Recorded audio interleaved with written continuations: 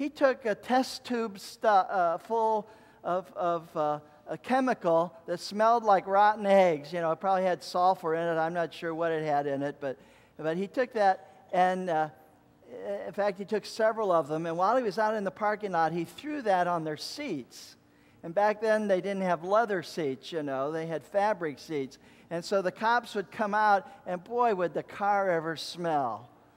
He wanted to get even, and he did, I think. But he harbored a grudge. The Bible says to put up with each other. Let me ask you today, do you need to forgive anyone? We've said now that forgiveness is giving up your right to get even. Do you need to forgive anyone? You have 15 seconds to answer. Begin now. A or B, yes or no? Do you need to forgive anyone?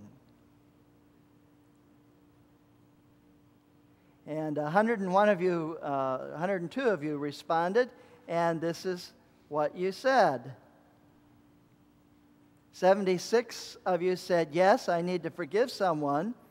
And 23 of you said, no, I don't need to forgive anyone. And the rest of them we won't count, C, D, or E. But 76 said, yes, I need to forgive someone. Well, what are you waiting for? Why not just do it?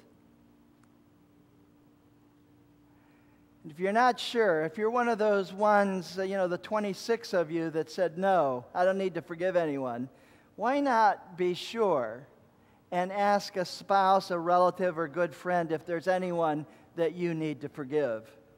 Maybe your own view on this is biased, and you could get some help. Well, there are 3 practical ways to give forgiveness. The first one is to celebrate the forgiveness that God has given you. The second one is to separate yourself from vengeance, from getting even.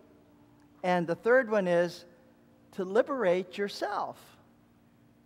You see, what you need to do is be able to forgive yourself, because none of us are perfect. The Bible says that as we forgive one another, we can be sure that God has forgiven us. Well, what about forgiving yourself? The Bible doesn't really address forgiving yourself. It has some principles there, but it's always talking about God forgiving us or you forgiving someone else. It's never specific in talking about forgiving yourself, but you may need to forgive yourself. In over 30 years of pastoral ministry, almost 40 years of pastoral ministry, I've counseled many, many people. And they have told me at times that in the past, some women have said, I've had an abortion. And I feel so badly about that now. Of course, some women had an abortion and they feel good about it. We recognize that it was maybe the right thing for them to do under the peculiar circumstances that they had. But by and large, I'd say most of them feel badly about it. You need to forgive yourself. If you forgive someone else, you can forgive yourself.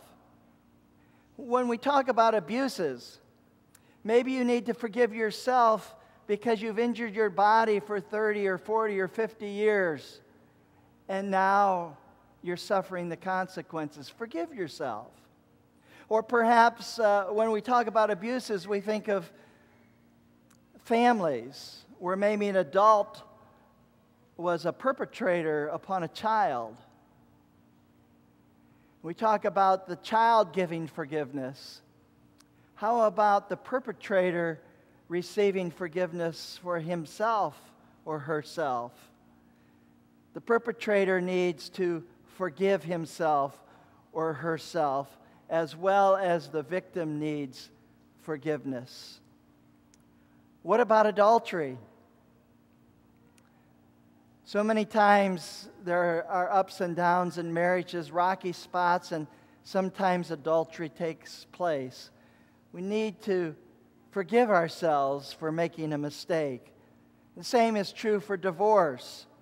I've had so many people tell me I should have stuck with him or with her, but I was young and impetuous and I wanted to move on. I got a divorce. I should have never done it. Forgiving yourself. What about youthful sins? I actually had a pastor come into my office one day and he wanted to talk, and this pastor said, you know, I was raised in a rough neighborhood. My youth was spent in time with a gang. And one day, some of the gang and I were out driving around. I was the driver. We were in a van, and we passed a woman walking alone on the street. And we pulled up. He said, I was the driver. I pulled up. I stopped. They jumped out, grabbed the woman, brought her into the van, and then they took turns raping her.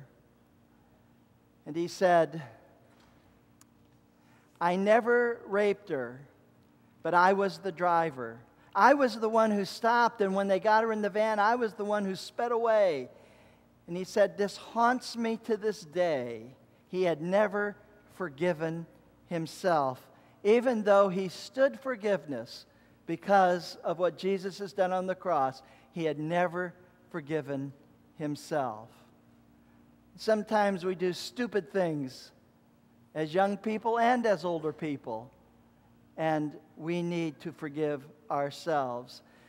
So many times a parent will say, I messed up. I raised my kids and now they're not in the church, or I messed up and my kids never turned out the way I wanted them to. Now, if you're a parent, you're like me, you know that's true.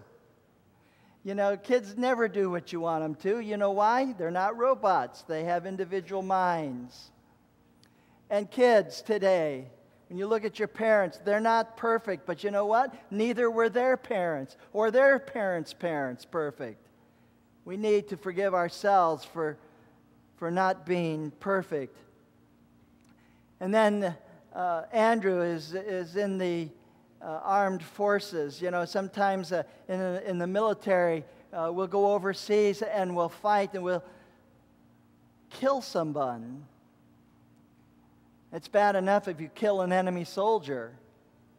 But what about killing an innocent bystander, a civilian, a woman, or a child? Sometimes in the military we do things and we need to forgive ourselves. We can't harbor these feelings of unforgiveness. What about the death of a spouse or kids? Pastored a church one time where a husband was driving the car and he was in an accident and his wife was killed. He blamed himself.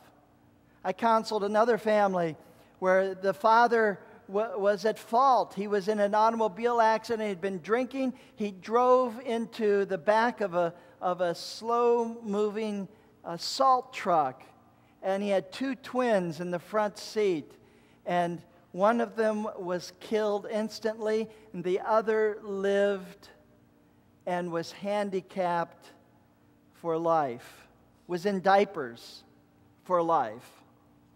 And every day that he took care of that little girl, he remembered what he had done. We need to be able to forgive ourselves. We mess up. We make mistakes. None of us are perfect. And sometimes it's our fault. Sometimes it isn't. I've had so many people that tell me, I've had a wife say, for example, I should have insisted that my husband get a checkup. Or I should have insisted that my husband have a full body scan. Or I should have done this. I should have done that. I should have. It just goes on and on and on. We need to forgive ourselves. And then in this current economic crisis that we're in, you know, how many of us wish we had sold property 3 or 4 years ago? We need to forgive ourselves. We have no crystal balls here. We can't see the future.